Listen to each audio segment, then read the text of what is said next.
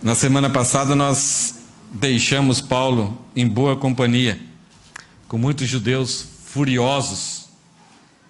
Paulo chegou aqui em Jerusalém e os judeus, quando identificaram que, alguns judeus lá da Ásia identificaram que Paulo estava ali em Jerusalém para a festa, então fizeram uma delação. Eis aí o cara que está atrapalhando tudo, está tentando destruir o judaísmo, o templo, falando contra o templo e o povo. Então quiseram quase matar Paulo. O comandante Cláudio Lísias salvou Paulo. Quando ele está caminhando lá para a fortaleza, então ele pede para o comandante, e ele fala em hebraico, ali o comandante não entendeu nada. O povo, essa multidão que estava brava com Paulo, eles ficam quietinhos, ouvem Paulo, mas quando Paulo fala no final que Deus, ele viu Jesus e Jesus o enviou para os gentios, essa palavra ali levantou novamente a fúria dos judeus, e eles partiram para cima de Paulo, jogaram a areia para cima, jogavam os mantos, mostrando total indignação ali contra a pessoa de Paulo, dizendo que ele não merecia viver, dizendo que ele não merecia pisar aqui na terra. Então, quando eles partem para cima de Paulo, o comandante pega alguns soldados ali, carregam Paulo no ombro ali e entra para dentro da fortaleza, e então salvou Paulo. Mais uma vez, Paulo sendo salvo aqui da fúria dos judeus. O comandante não entendeu nada e pensou, puxa, é festa, no meio dos judeus, os judeus não gostam dele, deve ser um criminoso, deve ser alguém terrível. E aí, então, o comandante pretende açoitar Paulo para arrancar dele qual que é a verdade, se ele realmente é um dos assassinos, ele é quem sabe aquele grego lá, judeu grego, que tentou fazer uma revolta com 4.000 assassinos, sicários. Mas na hora que eles iam açoitar Paulo falou, eu tenho cidadania romana. E ficam apavorados. Então não sabiam o que fazer. No outro dia, então, o comandante leva Paulo até o Sinédrio para tentar descobrir, né, se ele realmente é um contraventor, é alguém que está fazendo algo errado e que Roma é responsável. Então, aí, ele, tendo essa verdade, ele podia, então, punir, aprisionar e até fazer coisas piores. Então, nós encontramos, domingo passado, essa entrada de Paulo no Sinédrio. O comandante leva lá, quer que Paulo fale lá, quer que o Sinédrio anuncie, então é o tribunal judaico, para que eles, então, deixem claro para o comandante o que realmente é o problema de Paulo. E domingo passado nós vemos quando Paulo entra lá e fala as primeiras palavras, e nesse pronunciamento acontece já um tapa na boca de Paulo. Então aqui, esse é o ambiente, nós vamos, dentro de um desses lugares ali, está o Sinédrio, é uma sala onde o tribunal judaico acontece. Há algum tempo atrás, eu acho que, não sei se alguém aqui assistiu, mas existe um filme chamado Injustiçados. Alguém aqui já assistiu esse filme? Me falaram que é um excelente filme. Só pelos atores aqui, são atores muito bons, né? Pelo menos 3, 4 aqui eu conheço, são atores que fizeram filmes bons. É uma reunião. Esse filme reúne 6 pessoas que foram injustiçadas, foram acusadas de um crime, mas que não cometeram esse crime, e foram para a cadeia e foram para a pena de morte. Esses fatos geraram uma peça teatral, e dessa peça teatral então fizeram um filme, e nesse filme retrata o comportamento e a agonia, o desespero e a revolta dessas pessoas diante de tamanha injustiça. Acho que vocês já viram algumas coisas, ultimamente não tem passado isso, mas nos Estados Unidos, várias pessoas que estavam assim, indo para o corredor da morte, e em poucos minutos antes de serem executados, então é apontado uma falha no processo, uma acusação falsa, alguma coisa que era errada, ou de repente há uma revelação de quem realmente era o assassino, e essa pessoa era absolvida, era salva, era livre, e depois de anos terríveis de prisão, de sofrimento, então agora ela volta para a sociedade para tentar viver ainda alguns dias com tanta amargura, com tanto desespero, com tanta revolta. E algumas pessoas que foram executadas.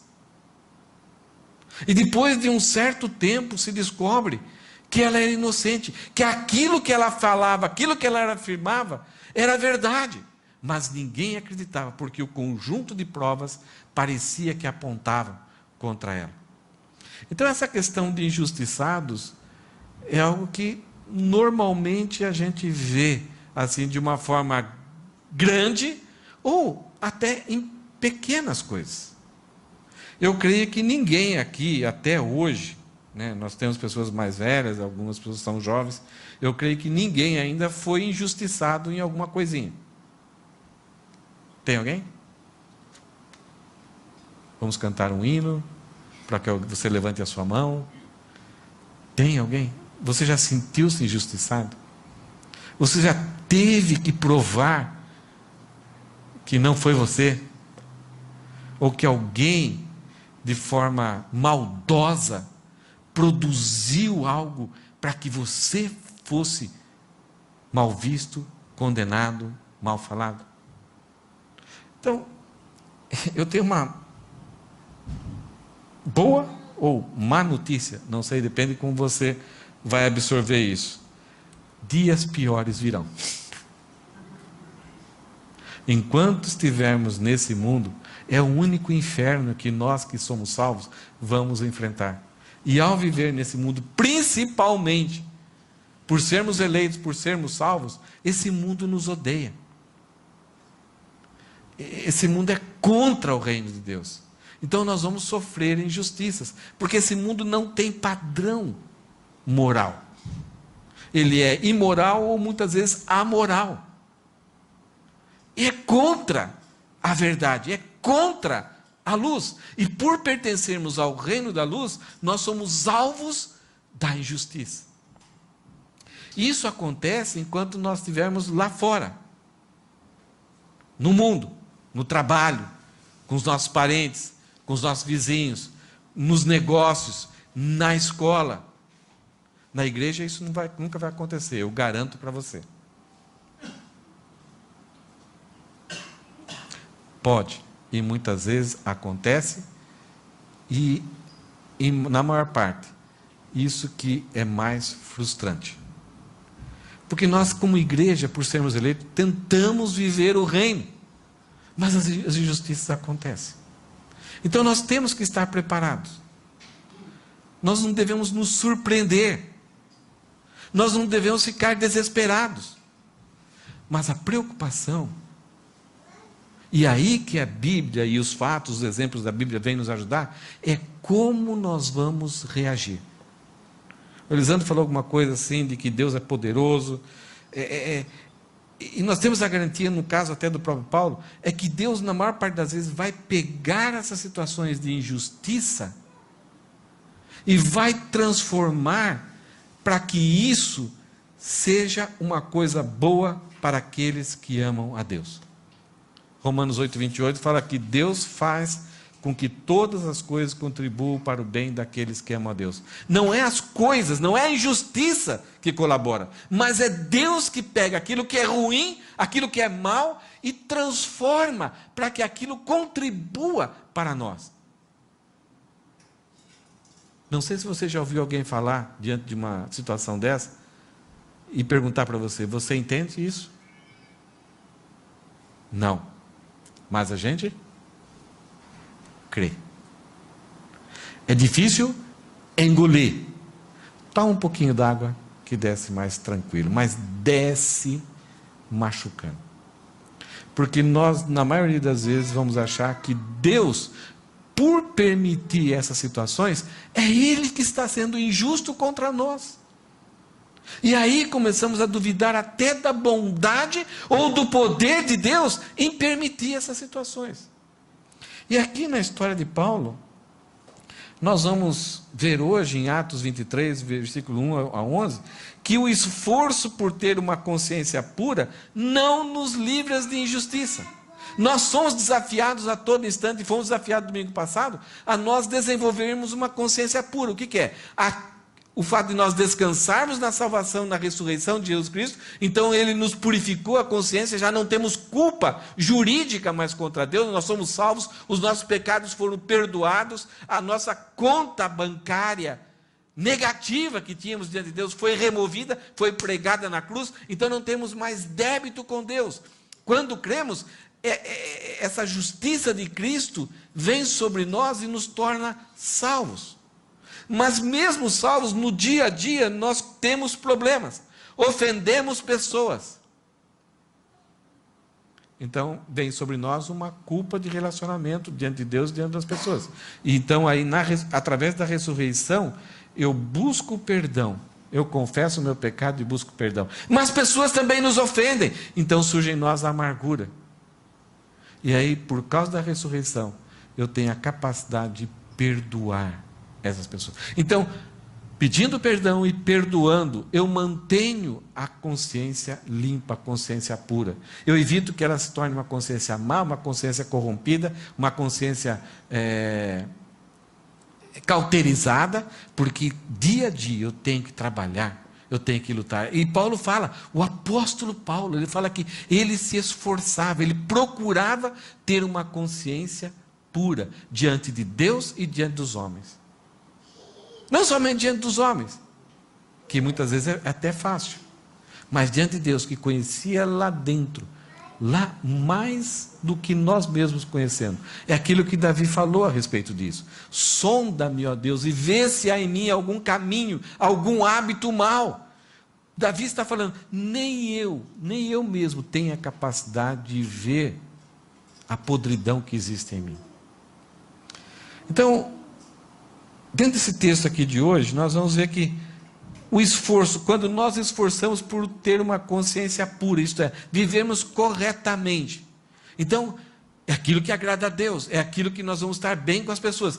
Isso não evita, não cria um seguro, não blinda a nossa vida, a nossa existência, não nos protege de enfrentarmos injustiça. Porque algumas vezes nós pensamos o seguinte, eu vou viver bem com Deus, porque aí eu estou protegido, nenhuma injustiça vai acontecer comigo. Engano seu. E aí então a lógica é, então vou chutar o balde, não estou nem aí. Não.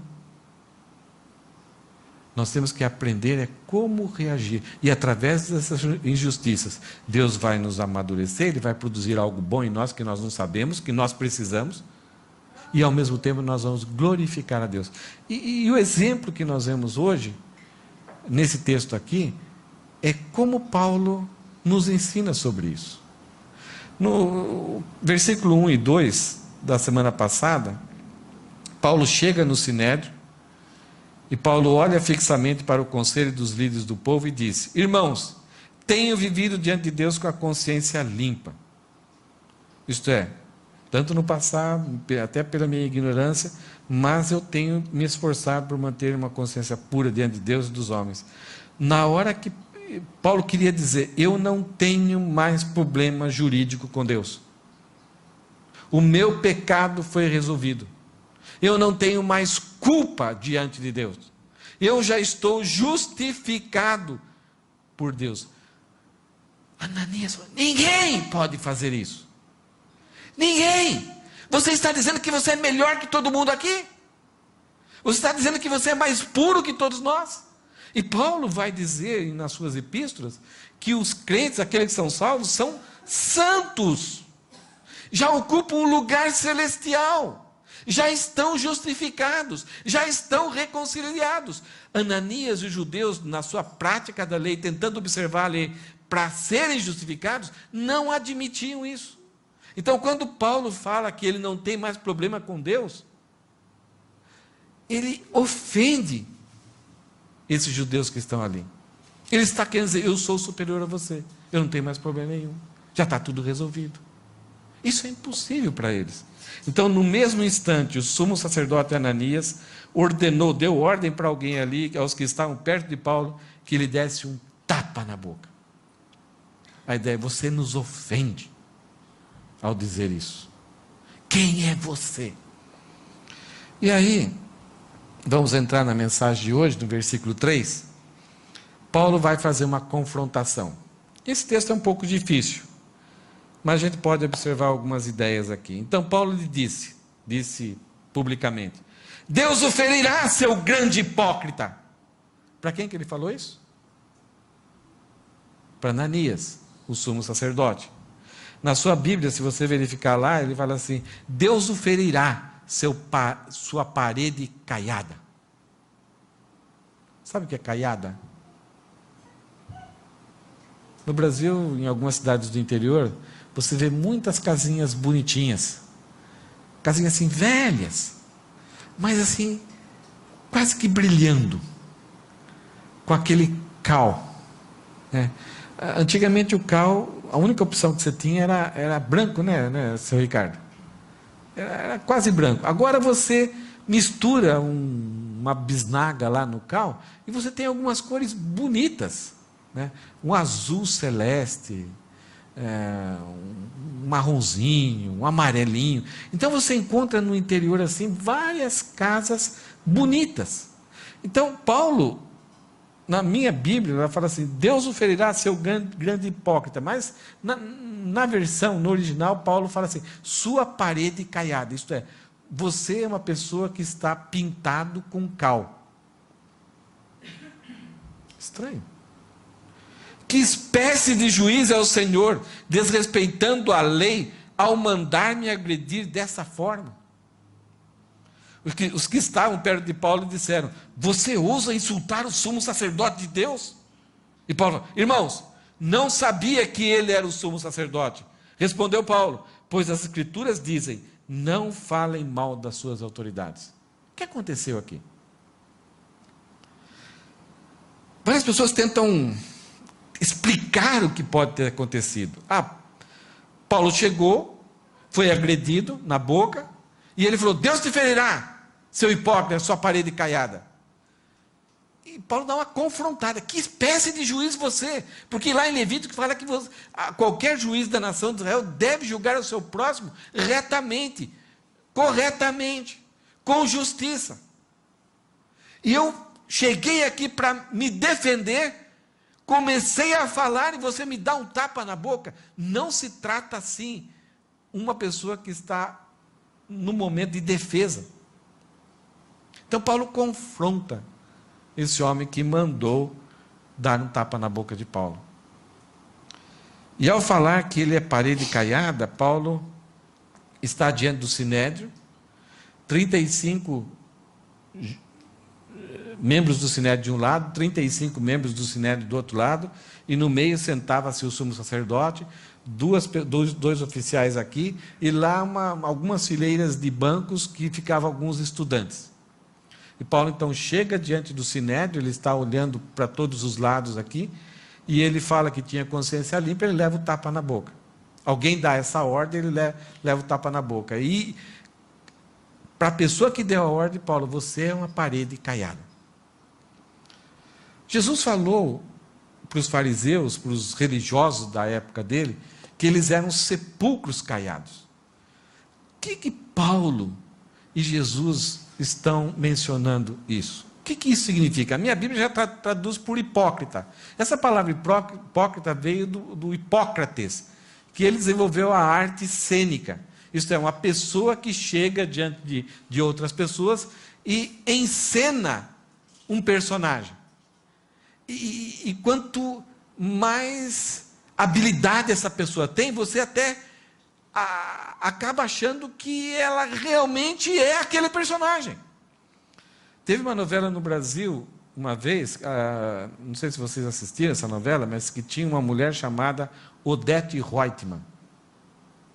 E no final ela foi assassinada, e houve várias opções de quem a assassinaram, mas acho que a Globo não disse claramente quem foi o assassino. Mas essa mulher, ela tinha o personagem que ela fazia, a Odete Reutemann, a atriz fazia o personagem de Odete Reutemann, eu nem sei o nome da atriz, só sei o nome da personagem. Mas ela encarnou, ela fez tão bem o papel dela, que ela não podia nem sair na rua, que as pessoas queriam bater nela. Então as pessoas não separavam a atriz do personagem. Então, o hipócrita é uma pessoa que representa um papel, mas não vive aquilo. É outra pessoa. Então, Paulo está dizendo que o Ananias, que está ali representando a nação de Israel como sumo sacerdote, é um hipócrita. Da onde Jesus tirou essa ideia de parede caiada para significar uma pessoa falsa, uma pessoa hipócrita? Isso daqui aconteceu, tanto Jesus como Paulo, ele tirou essa ideia lá do Antigo Testamento de Ezequiel. Quando Deus começa a falar contra os líderes da nação de Israel, quanto as pessoas que se chamavam profetas, aquelas pessoas que estavam representando Deus, que estavam falando em nome de Deus. Jeremias teve muita dificuldade com esses camaradas. Deus chegou para Jeremias e falou o seguinte: Jeremias, fala para o povo que eles vão sair e vão ficar 70 anos no cativeiro. Eles vão para o cativeiro e depois de 70 anos eles vão voltar. E uns falsos líderes da nação de Israel, no templo, diante do povo, chegaram e anunciaram: não, assim diz o Senhor, nós vamos para o cativeiro, mas depois de 2 anos voltaremos. Em quem vocês acham que o povo acreditou? Ficar escravo durante 70 anos? Ou ficar escravo somente depois de 2 anos? Em quem o povo se inclinou o coração e achou que estava falando a verdade em nome do Senhor? Para quem deu mais vantagem? Para 2 anos. Então havia na nação de Israel pessoas, representantes do povo, que falavam em nome do Senhor, muitas vezes nos lugares onde Deus anunciava a sua palavra, mas estavam enganando o povo. Rosana, passe para o próximo slide, Ezequiel. Veja aqui o texto em que Jesus e Paulo tiraram essa ideia de parede caiada, sepulcro caiado. Veja que Deus, através de Ezequiel, fala para o povo: isso acontecerá porque esses profetas enganam meu povo dizendo: tudo está em paz, vocês são bons, vocês são tranquilos, vocês só fazem aquilo que agrada a Deus, não tem problema alguma, quando não há paz alguma. É como se o povo tivesse construído um muro precário, um muro mal feito, um muro sem cimento, um muro sem argamassa boa, tijolos ruins, e esses profetas cobrissem com cal. Isto é, o muro está feio, tudo torto ali, com tijolos, com pedrinha, com areia, com sal do mar, mas aí no final dá uma passadinha e passa uma tintinha, ó, legalzinho, bonitinho. Então é como se o povo tivesse construído um muro precário e esses profetas o cobrissem com cal. Diga aos que passam cal que o muro logo cairá. Uma forte tempestade virá e grandes pedras de granizo e ventos impetuosos os derrubarão. E quando o muro cair, o povo dirá: o que aconteceu com a cal que vocês passaram? Entenderam o caso aqui? O povo está construindo uma vida totalmente errada, contrária à vontade de Deus. O muro vai cair, não vai resistir a uma chuvinha, um ventinho. Mas aí vem os profetas e passam um cal. Ó, agora está tudo legal. Agora pode confiar. Então, as pessoas fazem o errado, e aí as pessoas que falam em nome de Deus envernizam o erro e dizendo: agora não tem problema, pode ficar tranquilo, você vai viver a vida tranquilo daqui para frente. Nunca vai ter um acerto de contas, nunca vai ter alguma consequência por essa vida. E aí,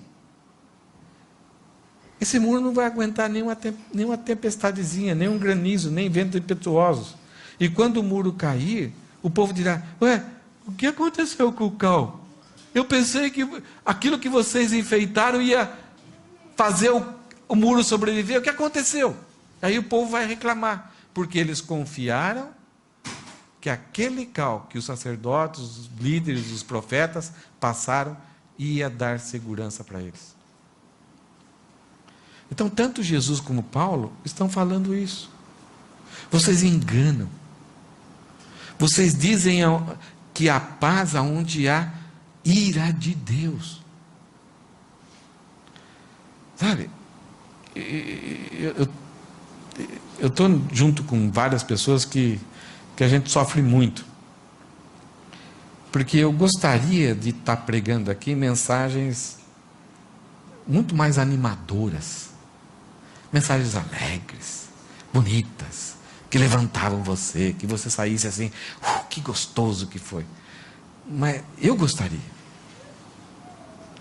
Porque isso vai trazer muitos elogios, vai trazer fama, muitas vezes pode até trazer dinheiro, pode trazer convites, né? Você começa a especializar em algumas palestras que alegram, que divertem, que deixam a pessoa animada, que deixam a pessoa contente. Isso para quem prega, pode deixar bem rico. Mas a gente sofre um peso dessa condenação aqui. De que de repente qualquer ventinho, qualquer problema estraga tudo e prejudica. E de repente a pessoa, diante das tribulações da vida, não sobrevive, e muito mais ainda, diante da ira de Deus, não sobreviverá eternamente. Paulo, quando falou aos Efésios, ele falou assim: eu não tenho mais responsabilidade se algum de vocês se desviarem ou pisarem na bola, eu não tenho mais responsabilidade. Por quê? Paulo tinha a garantia de que tudo aquilo que as pessoas precisavam saber claramente, como acertar o pecado, como resolver o pecado, ele tinha anunciado. Então, esse Ananias, ele foi colocado ali como sumo sacerdote por o rei Herodes. Ele foi um dos piores líderes da nação de Israel, líder político sacerdotal. Ele era assassino, era corrupto, era ricaço, ganhava dinheiro com a sua posição, iludia o povo de Deus.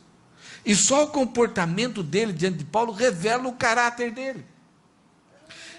E agora, volta lá, Rosana. Olha só que estranho aqui. Versículo 3. Paulo fala assim: Deus o ferirá. O que Paulo está falando? Ele está usando lá Ezequiel, porque Deus anunciou a Ezequiel que para pessoas que agem daquele jeito, virá a tempestade.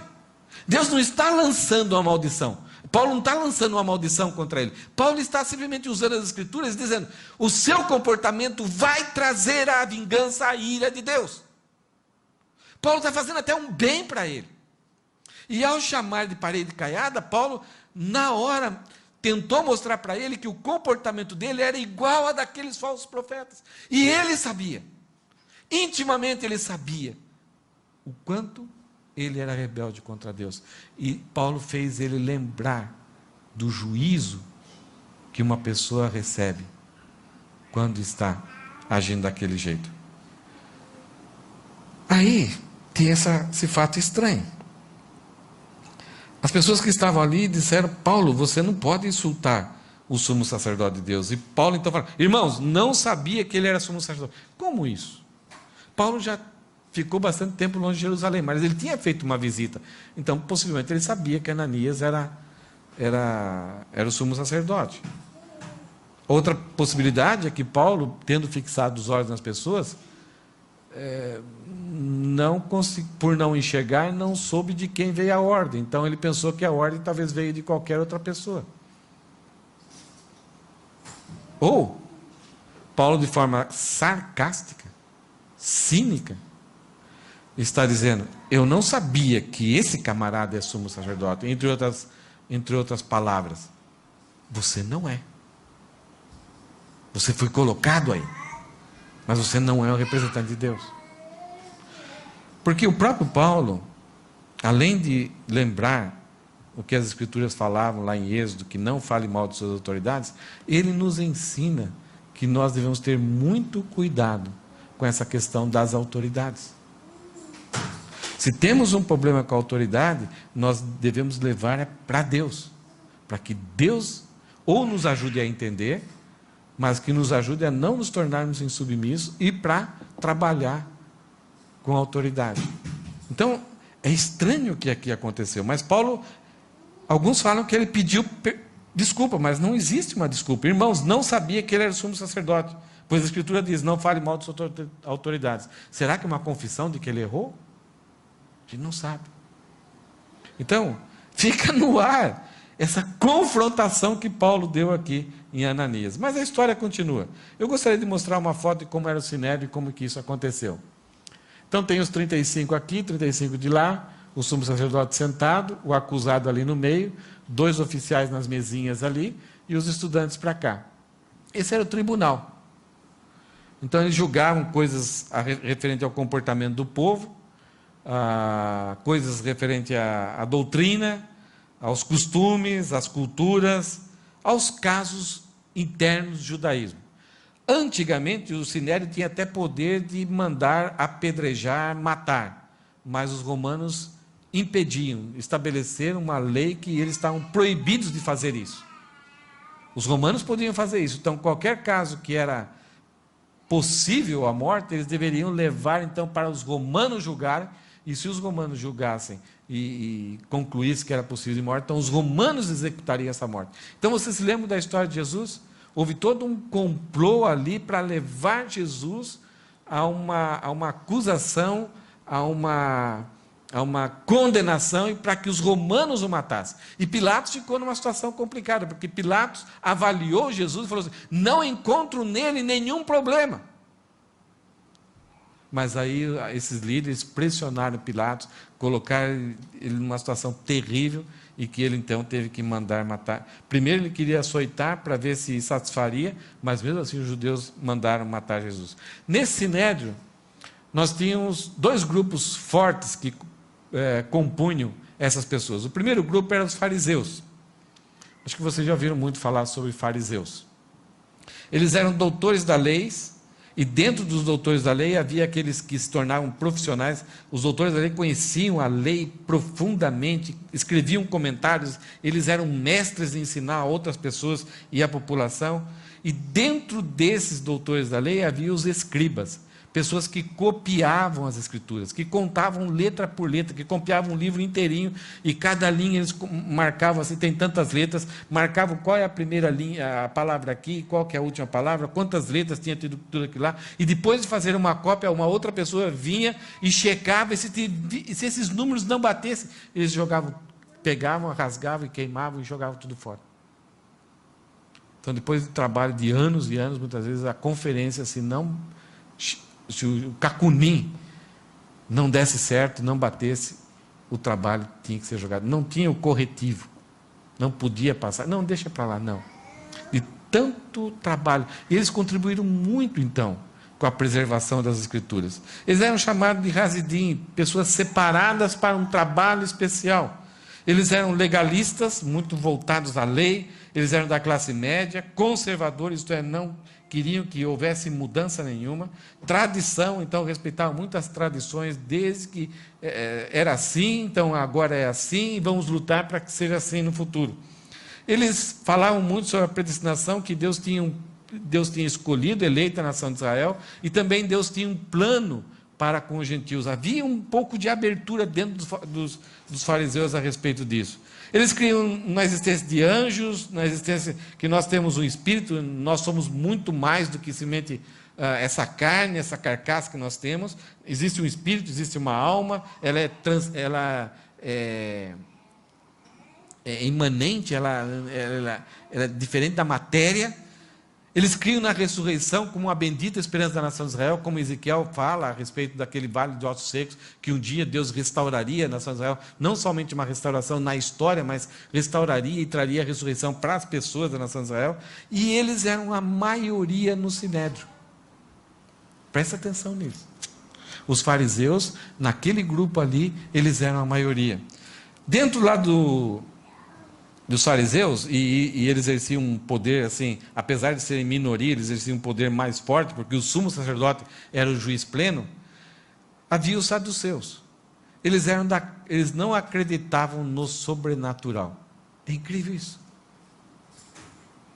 Eles não acreditavam na existência do espírito, da alma, da vida pós-morte. A vida é simplesmente aqui. Eles tinham a ideia do nihilismo, isto é, morreu, acabou. tem mais nada. Eles não acreditavam em anjos, não acreditavam em ressurreição, só valorizavam o Pentateuco, os 5 livros de Moisés, por causa do sacrifício, da lei ali e tal. Então o objetivo deles era cuidar da nação de Israel quanto ao poder político e ao poder religioso de festas, de sacrifícios, os rituais do templo. Eles eram liberais. Isto é, Deus falou aquilo no passado, mas hoje é outra situação. O tempo é diferente. Então, enquanto os fariseus são conservadores, eles são liberais. O que importa é a ética contextualizada dos nossos dias. Eles eram da classe alta. Eles eram do poder político e sacerdotal. Eles eram helenistas, valorizavam muitos pensamentos gregos, quando o Império Grego, então, implantou o seu império e transmitiu os seus valores, suas ideias.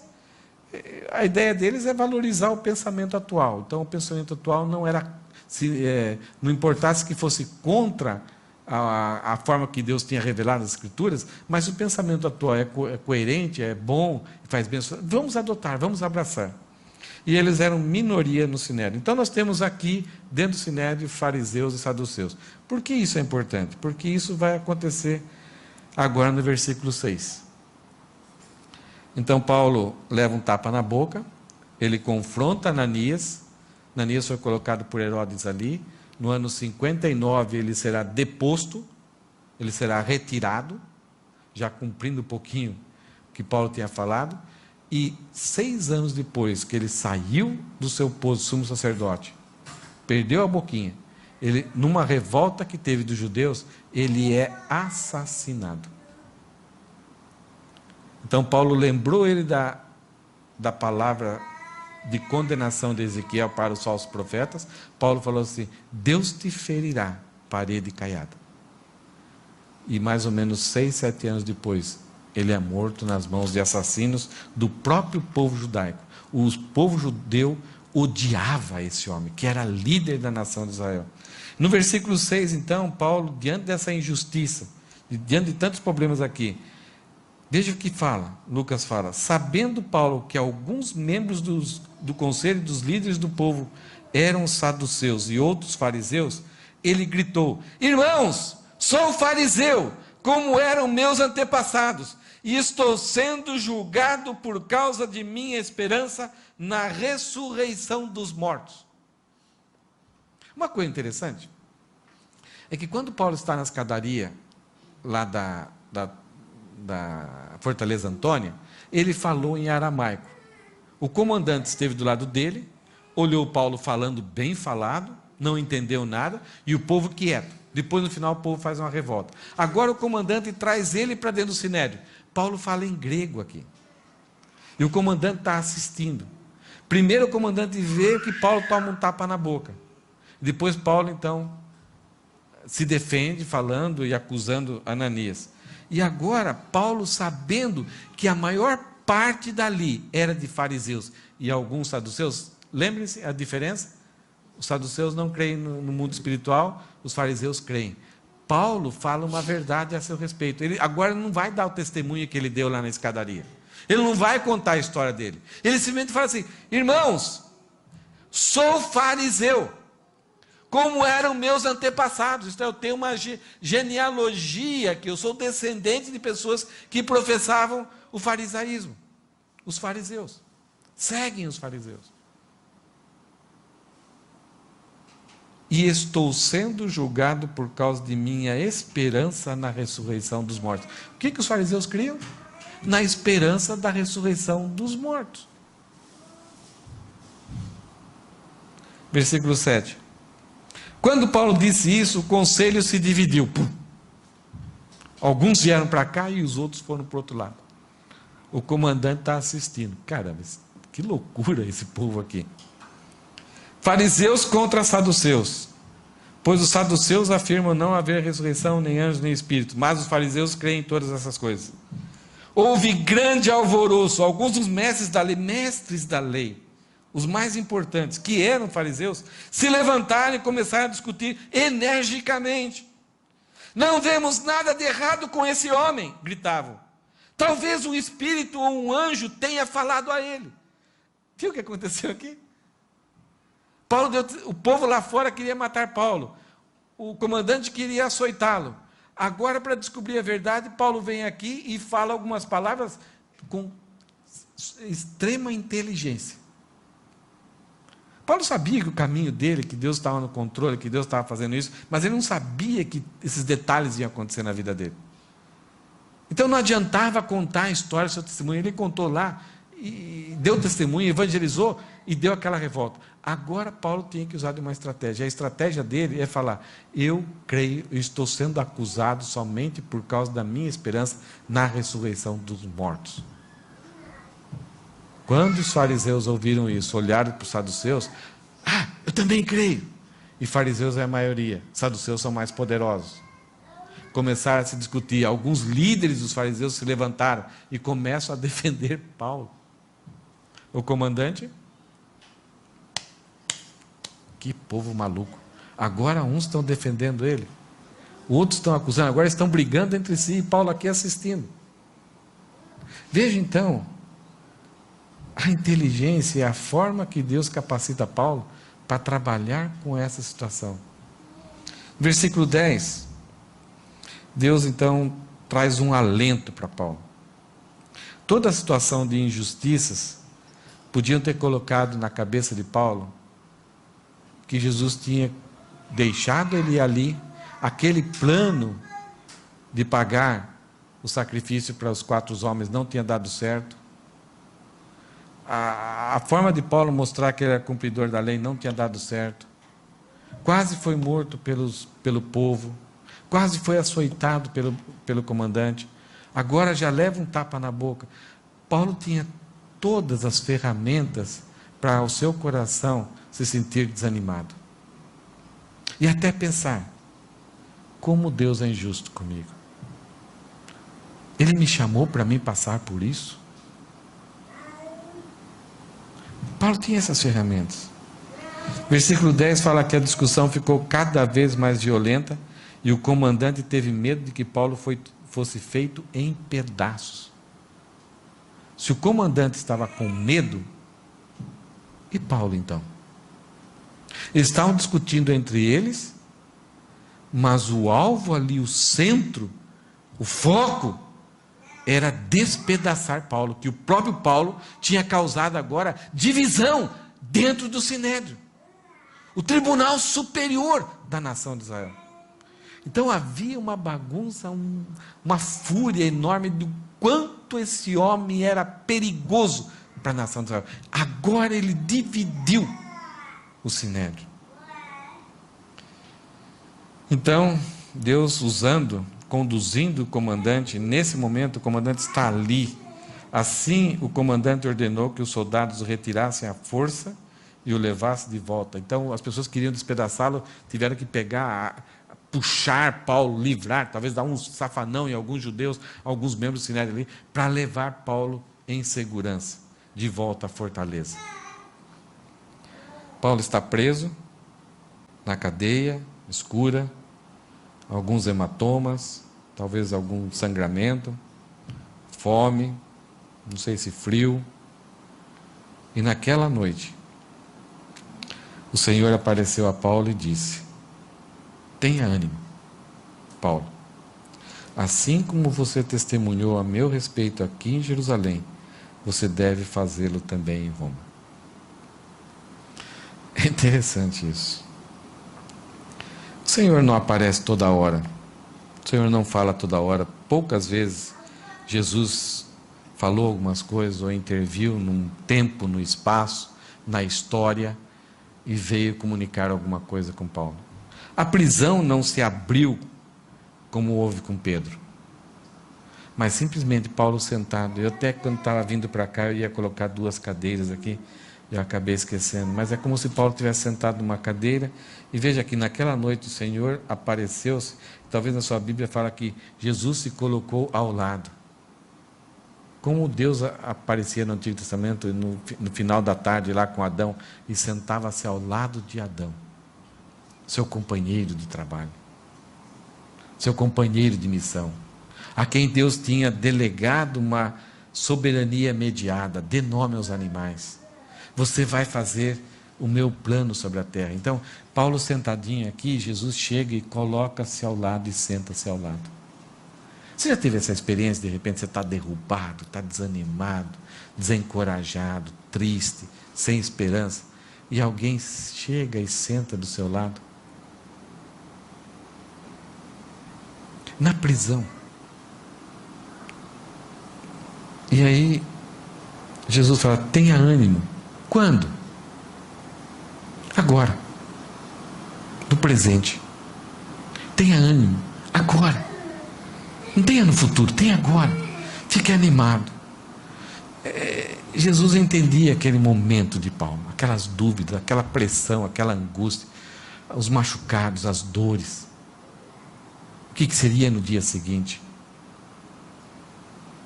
Se cada momento, cada hora a situação ficava pior. Jesus chega para Paulo e fala, Paulo, anime-se, fique animado, agora, no presente. Assim como você testemunhou o passado, nesses dias, para a igreja, para o povo, para o sinédrio, você não se acovardou, você não teve temor dos homens, você anunciou a verdade, você não tentou agradar, e você fez isso por amor a eles, não por amor a vocês, a você mesmo, porque você sabia que a verdade não é aceita por mentes que rejeitam a Deus. Então, assim como você testemunhou nesses dias, no passado, a meu respeito, aqui em Jerusalém, no futuro, você vai fazer isso em Roma. Então, o encorajamento de Jesus, ele tem esses 3 tempos. No passado, você testemunhou em meu favor. No presente, Paulo, tenha ânimo. E olha, você vai testemunhar em meu nome, vai testemunhar sobre mim, lá em Roma. Uau, que legal! Agora estou tranquilo. Agora, então, a minha vida vai ficar numa nice. Tudo se resolveu. É isso que Jesus está falando? É isso que Jesus está garantindo? A única garantia aqui é que Paulo vai chegar em Roma, porque Jesus falou assim, vamos, você vai testemunhar em Roma. A única garantia é que ele vai estar lá em Roma. Como ele vai chegar lá? A única coisa que Jesus fala, você vai chegar vivo. Em que estado? Eu não vou revelar para você. Eu não vou falar. Por quê? Não seria melhor ele revelar?